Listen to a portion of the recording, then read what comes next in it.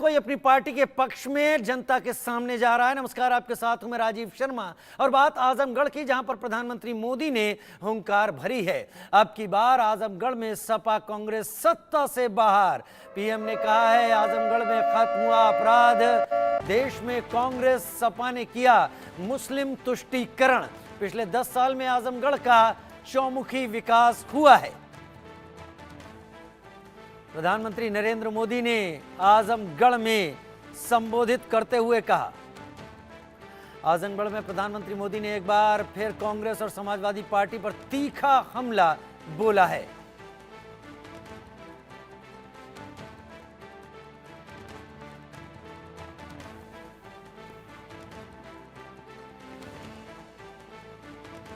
PM ने कहा कांग्रेस और समाजवादी पार्टी के राज में आजमगढ़ में रात 8 बजे के बाद घर से निकलना मुश्किल था। बीजेपी शासन में आजमगढ़ को विकास की सौगात मिली और आजमगढ़ अपनी धुरी पर लौटा। पीएम मोदी ने समाजवादी पार्टी और कांग्रेस पर तुष्टीकरण का भी आरोप लगाया। वहीं आपको बताएं कि आजमगढ़ मुस्लिम यादव बहुल क्षेत्र है। यहाँ मुस्लिम और यादव यानी MY फैक्टर चलता है और यही वजह है कि आजमगढ़ को लेकर पीएम मोदी ने चुनावों की घोषणा में पहले भी चुनावी रैली की थी और अब एक बार फिर यहाँ मुस्लिम, यादव और दलितों को साधने की कोशिश पीएम मोदी ने की है।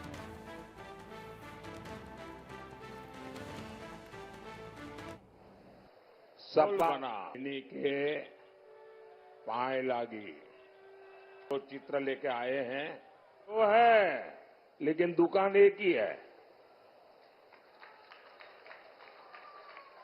ये झूठ का सामान बेचते हैं, ये तुष्टीकरण का, परिवारवाद का और भ्रष्टाचार का सामान बेचते हैं।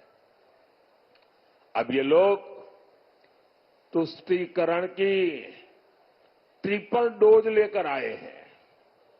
एक तरफ ये लोग पिछड़े, दलित, आदिवासी का आरक्षण छीनकर अपने वोट बैंक को देना चाहते हैं। दूसरी तरफ ये इंडी गठबंधन वाले आपकी संपत्ति का आधा हिस्सा छीनकर उसको भी अपने वोट बैंक को देना चाहते हैं और साथ ही ये लोग देश के बजट को भी बांटना चाहते हैं। बजट का 15% भी अब वह सीधा का सीधा माइनॉरिटी के नाम पर ही अलॉट करना चाहते हैं। मैं आप सबको कहना चाहता हूं, देश की एकता के लिए, देश में सच्चे अर्थ में संविधान का सम्मान करने के लिए, देश में सच्चे अर्थ में बाबा साहब आंबेडकर की भावनाओं को जीने के लिए प्रधानमंत्री नरेंद्र मोदी एक बड़ा गढ़ कहा जा सकता है पूर्वांचल का आजमगढ़, जहां पर संबोधित कर रहे थे। समाजवादी पार्टी यहां पर काफी स्ट्रांग कही जाती है। हालांकि पिछली बार निरहुआ यहां से जीत गए थे। आलोक सर मेरे साथ जुड़े हुए हैं, अरविंद सर मेरे साथ इस वक्त जुड़े हुए हैं। आलोक सर, प्रधानमंत्री संविधान की बात कर रहे हैं, उस MY समीकरण की बात कर रहे हैं आजमगढ़ में जाकर, जिसके ऊपर बहुत लंबे समय तक, अगर बिहार की बात करें तो राजद ने वहां पर सत्ता का स्वाद चखा और उत्तर प्रदेश के पूर्वांचल में समाजवादी पार्टी ने अपने को स्ट्रांग बनाए रखा। प्रधानमंत्री के तेवर क्या कहते हैं यहां पर? देखिए, मेरा जो मानना है, आप सहमत हो असहमत हो, प्रधानमंत्री नरेंद्र मोदी जब से सत्ता में आए हैं उनका एक एजेंडा है कि ये जाति वाला जो है या धर्म के आधार पर जो मुस्लिमों को होता है या किसी समुदाय के लिए जब कहते हैं उसको मुझे तोड़ना है, और उसके लिए वो खुल करके बोलते हैं, काम करते हैं। उनका कहना है सबके लिए। और मुझे लगता है आजमगढ़, एक लाइन में बताऊं जब जोड़ूंगा, आजमगढ़ शूटर का बड़ा भारी, मैंने मुंबई के बड़े बड़े जो माफिया हैं इंक्लूडिंग दाऊद इब्राहिम वगैरह इस तरह के, उनको भी यहीं से शूटर जाते थे। इसलिए ये इस इलाके में जो पहले से स्थितियां बदली है, कम से कम ये माने कि ठीक है योगी जी को उसका श्रेय मिलता है, लेकिन प्रधानमंत्री नरेंद्र मोदी या गृह मंत्री अमित शाह की हरी झंडी के बिना तो ऐसा नहीं हो सकता था कि आप आजमगढ़ में विकास को उसी गति से न बढ़ाया जाए, क्योंकि वहां इस तरह का जो कहा सिंह यादव के समय में आजमगढ़ हम जाते रहे, अमर सिंह भी इस इलाके के रहे हैं और इसलिए ये बड़ा सेंसिटिव इलाका था।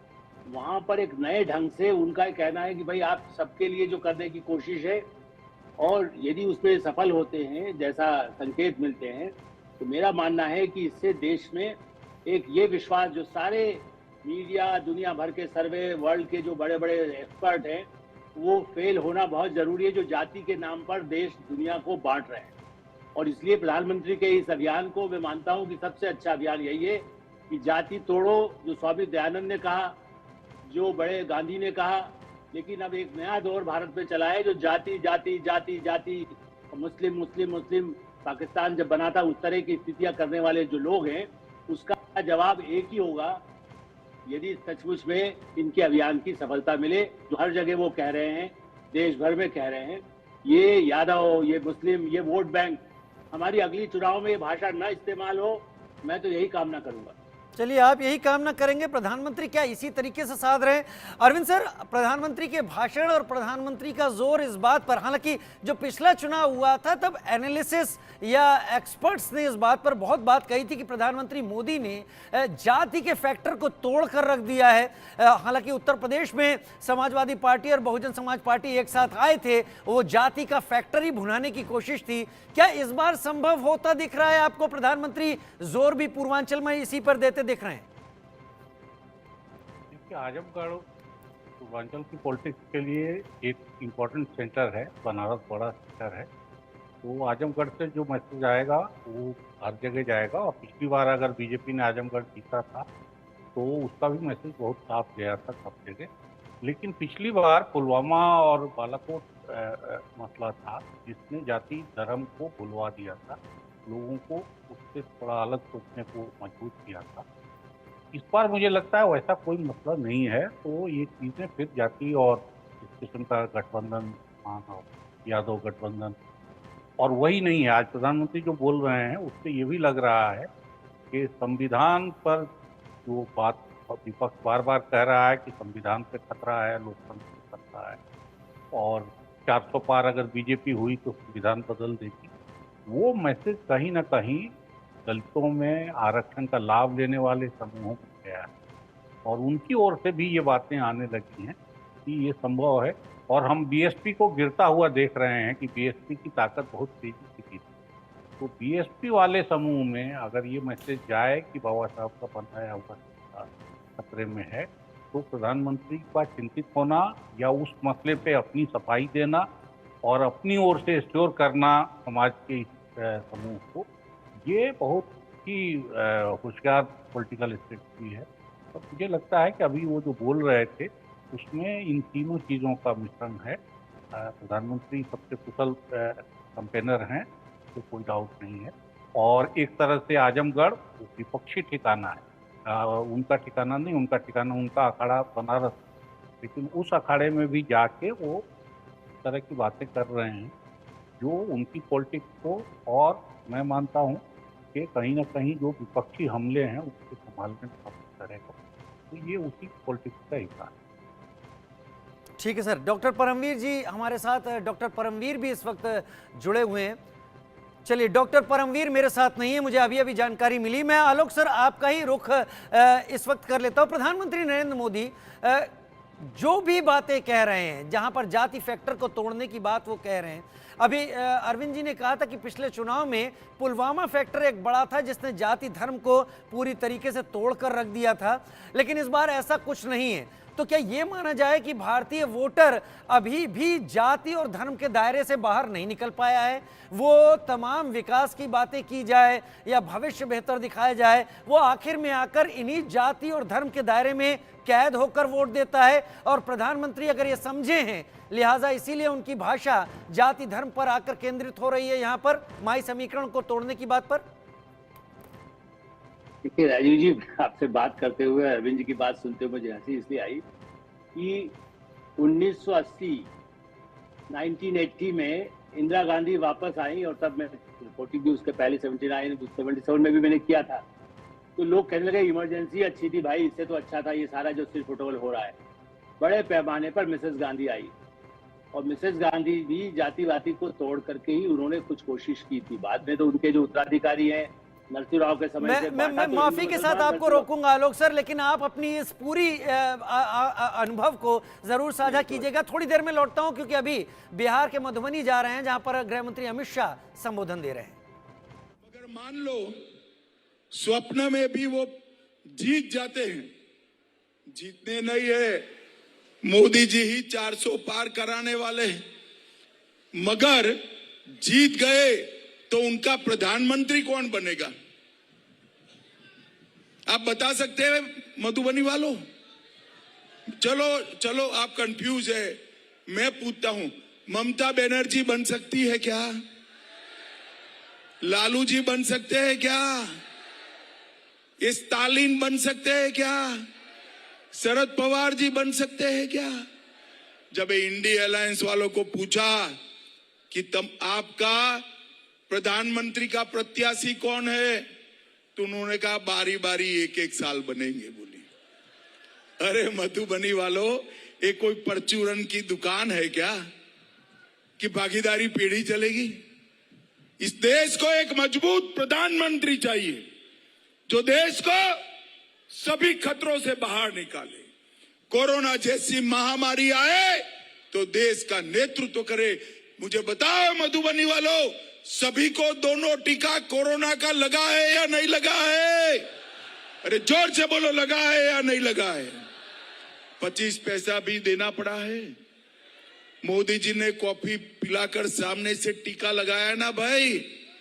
ये तेजस्वी कहते थे ये मोदी टीका है, मत लगाओ। राहुल बाबा भी कहते थे। अच्छा है मधुबनी वाले इनका मानते नहीं है, सबने टीका लगा दिया। भाइयों बहनों, जब पूरे देश ने टीका लगाया है देखा, तो राहुल बाबा भी रात को बहन प्रियंका को लेकर टीका लगाकर आ गए। बोली अरे राहुल बाबा, शर्म करो, शर्म करो। कोरोना जैसी महामारी में आप इस प्रकार की राजनीति करते हो। भाइयों बहनों, इस देश को हर संकट से अगर कोई बचा सकता है तो नरेंद्र मोदी बचा सकता है। मैं आपको बताता हूं, माताएं बहनें बैठी है, इतने साल से लालू जी आपका आरक्षण रोक कर बैठे थे। ये अशोक को मैं कहता हूं, भैया शायद अंतिम टर्म है, अगली बार कोई माता बहन के आपकी जगह टिकट मिल जाएगा, क्योंकि नरेंद्र मोदी जी ने संसद और विधानसभा में माताओं बहनों को 33% आरक्षण देने का काम नरेंद्र मोदी जी ने किया। भाइयों बहन, मधुबनी बिहार में गृह और सहकारिता मंत्री अमित शाह इस वक्त विपक्ष पर हमला करते हुए जनता को बताते हुए कि क्या कुछ इस सरकार ने किया है। आलोक सर, आपका रुख एक बार फिर से करूंगा, आप अपना जवाब पूरा करें। आलोक सर, अरे आपका सवाल का जवाब तो अमित शाह जी ने दे दिया, आपने उनसे ही बुलवा दिया, तो मैं क्या करूं? देखिए, मैं चाहूंगा आप दोनों के पास एक बड़ा विशाल अनुभव है, आप अपने अनुभव से जोड़ते हुए जवाब पूरा करें। इसीलिए मैं कह रहा हूं कि वो उन्होंने जो कहा, मेरा भी मानना है कि देखिए, आपने सवाल किया कि क्या बालाकोट हो, सियालकोट हो, फलाना हो। देखिए, बॉर्डर के इसे थोड़ा सा राष्ट्रीय भावना, राष्ट्रवाद, तो उसके लिए कोई बीजेपी तो शुरू से ही लाठी प्रशिक्षण के साथ शुरू होती है। महिलाओं का भी उन्होंने बाकायदा कि भाई उनको प्रशिक्षण होना चाहिए, जरूरत होगी। असल में ये जो सारी योजनाएं हैं, उसके पीछे महिलाओं को जो आगे लाने का प्रयास है, उससे जीत मिलेगी। ये कोई बॉर्डर पर संकट आ गया, मैंने अभी जो आपसे कह रहा था, 1980 का चुनाव कोई बॉर्डर पर संकट था जो मिसेस गांधी जीती क्या? उसके बाद 71 का चुनाव, लड़ाई से पहले भी जो चुनाव हुए, मिसेस गांधी जब जीती थी, किसके आधार पर जीती थी? भारी बहुमत आया, उसके बाद उनको लड़ने में भी ताकत हुई, बैंक राष्ट्रीयकरण हुआ, बहुत सारा काम हुआ। इसलिए मेरा ऐसा मानना है कि ये सब हमारे अपने बनाए हुए, आजकल सोशल मीडिया है, बहुत ज्यादा मीडिया का विस्तार हुआ है, जिससे हम सबकी रोजी रोटी भी चल रही है। लेकिन ये कि उसका फायदा राजनीतिक दलों के लिए जब सोचे तो उसका गहराई से आकलन करना होता है। महिलाओं का वोट इस बार क्रांतिकारी यदि कोई कदम होगा बीजेपी को जिताने हराने का, वो जो 33% जब लागू होगा 29 में, तब तो होगा ही। इसी चुनाव में सबके मुंह बंद हो जाएंगे कि महिलाओं ने सारे उनको हरा दिया। मेरा ऐसा मानना है, दक्षिण से लेके उत्तर तक, मैं नहीं कहूँगा बहुमत बीजेपी को आएगा, लेकिन महिलाओं का वोट ही, चाहे ममता जी को मिल रहा है, मैं अभी भी कहूंगा बीजेपी के दावे के बाद भी, ठीक है बीजेपी थोड़ी सीटें बढ़ा लेगी, लेकिन ममता दीदी के लिए भी जो है लगाव, महिला के नाते भी, या उन्होंने जो काम किया है, या कहीं पर कविता यदि जेल में है लेकिन हो सकता है उनके कुछ इलाकों में भी महिला के नाते वो रही है सांसद, आज वो गलती कर दी, अपराध कर दिया लालू यादव की तरह, वो भी जेल चली गई, लेकिन उसके बाद भी क्या संभव नहीं है कि उनके लिए उनके नाम पर उनके पिता को शायद न मिले, उनके भाई को मुख्यमंत्री वो नहीं बना पाए पिता भी। इसलिए मुझे ऐसा लगता है कि निर्णायक भूमिका, एक लाइन और जोड़ूंगा, अभी मधुबनी में भी चर्चा कर रहे थे, मैं मधुबनी सालों पहले भी गया हूँ और इसलिए कह सकता हूँ कि वहां जैसे कितनी मुश्किल होती थी, मधुबनी की पेंटिंग आपने देखी होगी दिल्ली में बड़े बड़े उसमें, उसी तरह से वहां की बनी हुई साड़ियां जो मधुबनी पेंटिंग से बनती थी, जो 1011 की थी, पिछली बार यहाँ पर हमने कहीं देखा 12,000 15,000 रुपए में, उसकी क्वालिटी अलग है, 1200-1500 वाली भी मिलती है, लेकिन 15,000 में मधुबनी की पेंटिंग बनाई हुई साड़ियां जब मिलती हैं दिल्ली, मुंबई और अमेरिका और लंदन में, वो उसका परिणाम होगा चुनाव का परिणाम न यादव से होगा, न ब्राह्मण से होगा, न राजपूत से होगा, न मुस्लिम से होगा। चलिए, एक सवाल मेरे दिल में आ रहा है और मैं आप दोनों से ही इस सवाल को पूछूंगा। पहले मैं अरविंद सर आपके सामने इस सवाल को रखता हूं। चुनाव कई फेजेस में जब होता है तो चुनाव के शुरू से संबोधन, मुद्दे और बीच में और आगे अंत आखिरी फेज तक आते आते जो संबोधन है वो बहुत कुछ बताता है कि क्या राजनीतिक दलों के दिमाग में चल रहा है। प्रधानमंत्री का बयान 400 पार चलता रहा। प्रधानमंत्री तुष्टीकरण पर हैं, तुष्टीकरण संतुष्टीकरण की बात कर रहे हैं और प्रधानमंत्री कई समीकरणों की बात कर रहे हैं। वहीं विपक्ष जो अब तक कह रहा था शुरू के चरणों में कि बहुत कुछ ऐसा है जो उसके फेवर में है, वो अब संविधान लेकर घूमना शुरू हो गए हैं, संविधान की दुहाई देनी शुरू कर दी गई है। क्या दोनों ही वोटिंग पैटर्न को देखते हुए कहीं घबरा गए हैं कि उन्होंने मुद्दे बदल लिए हैं? अरविंद जी पहले आप। घबराहट भी एक वजह होती है, लेकिन नेता लोग बहुत सारे मुद्दे उछालते हैं, हवा में छोड़ते हैं उन चीज़ों को, उस पर लोगों का रिस्पॉन्स कैसा आता है सभा में भी दिख जाता है, वोटिंग के बारे में भी खबर आने लगती है कि किस किस्म से वोटिंग, तो उस रिस्पॉन्स को अपने हिसाब से लेके फिर वो आगे बढ़ते हैं। कई बार इलाके बदलने से होता है। अभी अमित शाह बोल रहे हैं और प्रधानमंत्री बोल रहे थे, दोनों यादव कंस्टिट्यूंसी है और दोनों जगह बीजेपी ने भी यादव कैंडिडेट दी। ऐसा नहीं है कि मधुबनी में गैर यादव दे दिया, वहाँ भी यादव अशोक यादव दिया है, यहाँ भी निरहुआ को टिकट दिया है। तो वो सब चीजें ध्यान में रखते हैं, लेकिन तब भी मुद्दे अपने अपने हिसाब से अदल बदल होता रहता है। कई बार घबराहट का आप मान सकते हैं, या कई बार सफलता मिलती दिखाई देगी तो फिर उसी तरफ ध्यान मुड़ता जाता है। मैं वहीं पर ला रहा हूं आपको कि सफलता मिलती है तो मुद्दे बदलने की आवश्यकता क्या है? अगर मुद्दे बदल रहे हैं तो घबराहट है, इसका मतलब नहीं। अब जैसे यूपी चुनाव पिछला आप याद करिए, उत्तर प्रदेश चुनाव, बीच कोरोना में राम मंदिर का शिलान्यास हुआ और काफी मुश्किलें उस सब समय आई और हम सब लोग मान रहे थे कि हिंदू मुसलमान होगा, क्योंकि उसी के लिए सब कुछ तैयारी। लेकिन चुनाव बीतते बीतते ये बहुत साफ हो गया कि नहीं, लॉ एंड ऑर्डर सबसे बड़ा इशू है और योगी जी का रिकॉर्ड उस सवाल पे, और यादव राज वापस आ जाएगा तो फिर गुंडा राज आ जाएगा। तो वो मुद्दा धीरे धीरे जोर पकड़ता गया और फिर बड़े मजे से बीजेपी वहाँ जीत गई। राम मंदिर और शिलान्यास वो सब मसला नहीं रहा। तो इसके इशू बदलते हैं, लोगों में क्या पसंद आ रहा है, किस तरह चीजें जा रही हैं, वो भी है। और जो रिस्पॉन्स मिलता है उससे फिर लीडर, उनका चेहरा बदलने लगता है नेताओं। मुद्दे ही नहीं बदलते हैं, उनका चेहरा बदलने लगता है। ठीक है सर, ठीक है। उत्तर प्रदेश के आजमगढ़ की बात कर ले, जहां पर चुनावी रैली के दौरान योगी आदित्यनाथ ने बोला कि पहले के आजमगढ़ में और आज के आजमगढ़ में जमीन आसमान का अंतर है। आज आजमगढ़ अपराधियों से मुक्त हो गया, मतलब लॉ एंड ऑर्डर पर जोर दिया। भी देश और दुनिया में आतंकी घटना घटित होती थी, उसके तार इस आजमगढ़ जनपद से जुड़ करके पूरे आजमगढ़ को बदनाम कराया जाता था। बहनों भाइयों, पिछले 10 वर्ष में आपने बदलते हुए भारत को देखा है। एक नया भारत का दर्शन कर रहे हैं। दुनिया के अंदर सम्मान बढ़ा है, सीमाएं सुरक्षित हुई हैं, आतंकवाद और नक्सलवाद पर प्रभावी अंकुश लगा है। और यही नहीं, अब आजमगढ़ में आदरणीय प्रधानमंत्री जी ने महाराज सुहेलदेव के नाम पर एक विश्वविद्यालय दे दिया है, आजमगढ़ को पूर्वांचल एक्सप्रेसवे दे दिया है, और अभी 2 महीने पहले ही प्रधानमंत्री जी आजमगढ़ आए थे। आजमगढ़ वासियों को एयरपोर्ट की सौगात भी दे गए हैं। आजमगढ़ को पहले जिन लोगों ने परिवार की बपौती बनाया था, वे लोग आज बेनकाब हुए हैं। आज आजमगढ़ चाहे वाराणसी से हो, चाहे गोरखपुर से हो, चाहे अयोध्या से हो, चाहे प्रयागराज से हो, 4 लेन की बेहतरीन कनेक्टिविटी के साथ जुड़ करके नए भारत के नए उत्तर प्रदेश का नया आजमगढ़ बन चुका है।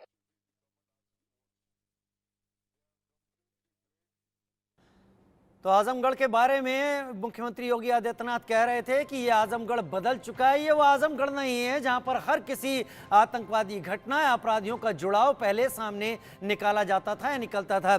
आलोक सर मेरे साथ जुड़े हुए। आलोक सर, सवाल आपसे भी वही, माई समीकरण की बात आजमगढ़ में हो रही है, प्रधानमंत्री तुष्टीकरण संतुष्टीकरण की बात कर रहे हैं, पहले 400 की बात पर ज्यादा जोर होता था। वहीं पर शुरू में कांग्रेस की तरफ से प्रियंका गांधी वाड्रा ने यह तक कह दिया था कि अगर ईवीएम के साथ छेड़छाड़ नहीं हुई तो बीजेपी इतनी सीटों पर सिमट जाएगी। अब वो संविधान लेकर घूम रहे हैं, अब तमाम चीजें, मुद्दे बदल रहे हैं, घबराहट दोनों तरफ है क्या? देखिए, यहाँ जहां तक मैं समझता हूँ, ये रणनीति पहले भी ऐसा होता था, इंदिरा गांधी के काल में भी, जब श्रीकांत वर्मा मान लीजिए नारे बनाते थे, उस तरह का सत्ता के दलालों को हटाओ, राजीव गांधी के समय बनाया गया था, तो चुनाव में उससे भी उसका लाभ लेने की कोशिश हुई। ऐसे ही भारतीय जनता पार्टी ने दीनदयाल उपाध्याय जी के नाम पर भी एक समय में काफी कुछ किया, रोटी कपड़ा मकान वगैरह, जो आपको याद होगा। इसलिए ये मुद्दे कुछ तो बड़े नेता जो है, मोदी जी जैसे, अमित शाह जैसे, वो एक लॉन्ग टर्म में अपना पूरा एजेंडा बना के रखते हैं किस इलाके में। यदि देखिए हम जाएंगे तो बिहार में, हम मधुबनी पेंटिंग पर बात कर रहे थे ना अभी यदि आप केरल जाएंगे तो हम केरल में दूसरे ढंग साक्षरता पर, चर्च पर, वहाँ की कितनी ज्यादा प्रगति हो गई, वहाँ के लोग कैसे बाहर काम कर रहे हैं, उस पर बात करेंगे। तो ये एजेंडा बदल, हम लोग चूंकि मीडिया में हेडलाइन हम नया चीज ढूंढते हैं कि यहाँ क्या बोले, अच्छा यहाँ तो बदल दिया, क्योंकि उनका ये 1 घंटे का भाषण है, 45 मिनट का है, तो उसमें से हम लोग, मैं इसको सरल इसलिए कर रहा हूँ कि दर्शकों को न लगे कि बदल रहे, लोग कहते रहते हैं कि बदल दिया। आज वो 400 पार, आज अमित शाह नहीं, कल प्रधानमंत्री ने 4 इंटरव्यू दिए, चारों में 400 पार बोला है, लेकिन अब कह रहे देखिए उन्होंने हटा दिया, अब तो डर गए, अब तो उनको नहीं बोलना चाहते। भाई कभी वो बोलेंगे, जब मैं कई बातें बोलता हूँ मैं खुद ही भूल जाऊंगा कि मैं कल क्या बोला हूँ, जरूरी नहीं कि मैं उसी बात को रिपीट करूँ, आपने कल क्या कहा था आज फिर हो सकता है मैं कह दूं। इसलिए मुझे ऐसा लगता है कि एजेंडा पहले से कुछ, दूसरा एक मैनेजमेंट भी है। देखिए, बहुत बड़ी टीम रणनीतिकार की दोनों पार्टी में, राहुल गांधी करें, उनका तो सब पूरा ज्यादा उसी पर है, उनके पास संगठन नहीं है। यहाँ पर हजारों लोगों से मंगा करके, पार्टी के लोगों से किस इलाके में कितनी बातें कही जाए, फिर प्रधानमंत्री रात को बैठ करके भी उसके बारे में अमित शाह जी जो है, आज किसको ज्यादा हाईलाइट, यहाँ आए हैं तो क्या करना है, जब उसका होगा तो निश्चित रूप से हमें आपके लिए खबर बनती है, हमें चलाने को मिलता है और कुछ चर्चा करने को मिलता है। साहब आज बदल दिया, अब तो यहाँ घबरा गए, वहाँ बंबई गए तो वहां भी बम फट सकता था, वहां गए तो वहां ऐसा हो सकता था, श्रीनगर कैसे, आज अमित शाह कैसे कश्मीर चले गए, बीच का मैदान छोड़ करके, यहाँ से क्या हो गया, कश्मीर में कुछ होने वाला है क्या। तो ये सब हम अटकलबाजी करें, थोड़ा दर्शकों को भी मनोरंजन भी होता है, कुछ ज्ञान भी बढ़ता है। तो मुझे लगता है कि बहुत सोची समझी रणनीति के तहत, खास करके मोदी जी जब से वो राजनीति में आए हैं, भारतीय जनता पार्टी में आए हैं, मैं ये नहीं कह रहा मुख्यमंत्री बने हैं, तब से उनकी रणनीति 10-10 साल की है। कश्मीर की नीति में कई बार बता चुका हूं, अमित शाह जी गुजरात में रहते हुए वो कश्मीर पर 7 साल से काम कर रहे थे। मोदी जी कश्मीर पर जब मुख्यमंत्री में थे, तब कश्मीर में बस से घूमे हैं बहुत। इस तरह की योजना का फायदा आपको एजेंडा बनाने में सुविधा देता है। उस समय यदि मैं बिहार गया हूँ, मैं यदि मध्य प्रदेश गया हूँ, मैं कर्नाटक गया हूँ, तो मैं उसी तरह से बात करने में मुझे आसानी है। दूसरे लोग जो नहीं गए हूँ, मैं चीन गया हूँ तो मैं चीन के बारे में ज्यादा बात कर पाता हूँ, मैं अमेरिका गया हूँ तो मैं वहां के बारे में बात कर पाता हूँ। तो मुझे लगता है कि इसका भी एक लाभ अनुभव का उनको भी मिल रहा है। हम उसके कई उसके नेचुरली डेमोक्रेसी में आप सब कुछ अपन लोग अलग अलग, राजीव जी कह सकते हैं अरे आप किताब में पढ़ के बता रहे हो, ये भी हो सकता है, लेकिन अपने आप अनुभव का भी फायदा तो मिलता है इन लोगों को। और दोनों पार्टी, वहां भी सोनिया गांधी बहुत अनुभवी है, उन्होंने 85 में चुप गूंगी गुड़िया, उनको असली गूंगी गुड़िया वो थी, मैं 1-1 घंटे राजीव गांधी का इंटरव्यू किया, वो एक शब्द भी बोलती नहीं थी। चाय भी के बारे में भी चाय शब्द भी नहीं बोलेंगे, ऐसा लगे जैसे मूर्ति साथ में बैठी हुई है। खाली 2 ही लोग बैठे हैं। तो वो गूंगी गुड़िया थी। उन्होंने कितना ग्रहण किया, इंदिरा गांधी से ग्रहण किया, राजीव से ग्रहण किया, वीपी सिंह से ग्रहण किया, गुजराल से ग्रहण किया, और कुछ मोदी जी और अटल जी से भी ग्रहण किया। आज जो अपने बच्चों को थोड़ा, लेकिन बच्चा मानता कहाँ है? राहुल गांधी उस अनुभव का फायदा नहीं उठा रहा है। असली समस्या ये है। नहीं, इतनी बड़ी लेगेसी अगर साथ में है तो आपको बैठे बिठाए वो पैंतरे समझ में आ जाते हैं जो राजनीति की इतनी ऊंचाई पर बहुत ज़्यादा ज़रूरी होती है। खैर, राहुल गांधी ने क्या उससे ग्रहण किया, क्या नहीं ग्रहण किया, इस पर मैं कमेंट देने की स्थिति में नहीं हूं। लेकिन अरविंद सर, आपसे भी इसी सवाल में मैं जोड़ना चाहूँगा। क्या जैसे कहा जाता है कि मोहब्बत और जंग में सब कुछ जायज़ है, क्या इसमें मैं चुनाव जोड़कर कह सकता हूं? जिस तरीके से राजनेता मुद्दों में किसी भी हद तक पहुंच जाते हैं, किसी भी हद तक का थ्रेट या डर जनता के सामने केवल वोट उसके पास आ जाए वो रख देते हैं। नहीं, पॉलिटिक्स बहुत बड़ी चीज है, पॉलिटिक्स इतनी छोटी चीज नहीं है। और पॉलिटिक्स में हम आप जैसे करियर अपना देख रहे हैं, अपना काम कर रहे हैं, इससे इतर जो उनको दिलचस्पी होगी वही पॉलिटिक्स में जाते हैं। अभी लाख पॉलिटिक्स की गिरावट हुई हो तब भी आप पाएंगे कि आपके इर्द गिर्द जो पॉलिटिशियन है वो हर सोशल मौके पे बाहर निकलता है और बाहर निकल के अपनी भूमिका निकालता है। तो इसलिए वो बहुत जवाबदेही का काम है। उसमें कोई लेबर लॉ लागू नहीं होता, कोई कॉन्ट्रैक्ट नहीं होता, वो सब अपने हिसाब से काम करते हैं। तो इसलिए वहाँ नैतिकता की बहुत ज़्यादा जरूरत है। और अगर वहाँ गिरावट होती है तो वो पूरे समाज के लिए चिंता की बात है, क्योंकि उस आदमी को, इसीलिए सारी दुनिया में ये बयान चलता रहा है कि वो सब जायज है वार, और लेकिन हम तो गांधी वाले हैं। गांधी के देश में नैतिकता पॉलिटिक्स का सबसे ऊंचा पॉइंट है और जी। गांधी ने उसको एस्टेब्लिश करने की कोशिश। तो अगर गिरावट होती है तो मुझे लगता है कि हर कंसर्न आदमी को, जिसको बात ये समझ में आपने आती है, मॉरल वैल्यूज का जिक्र कर दिया। मुझे लगता है ये मॉरल वैल्यूज के बारे में बहुत समझने की जरूरत है, खासतौर पर कहाँ लागू होती है और किन कंडीशंस के साथ लागू होती है, उस पर भी चर्चा करेंगे।